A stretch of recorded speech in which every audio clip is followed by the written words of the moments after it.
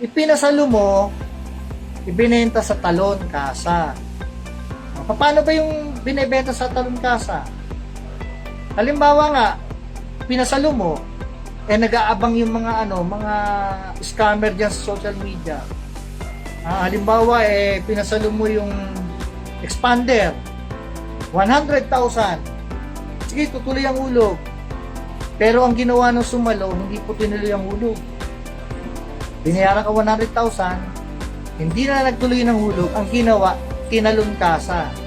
Sa talon kasa kasi, expected na ng mga bibili na hindi na yan babayaran sa bangko.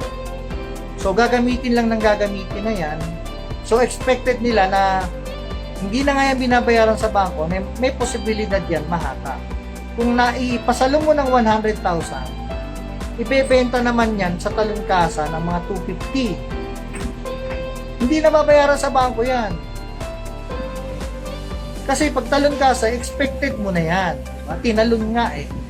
So, delikado po yun. Mahirap mabiktima na pinasalo mo, ibebenta pala sa talon kasa. So, hindi magbabayad.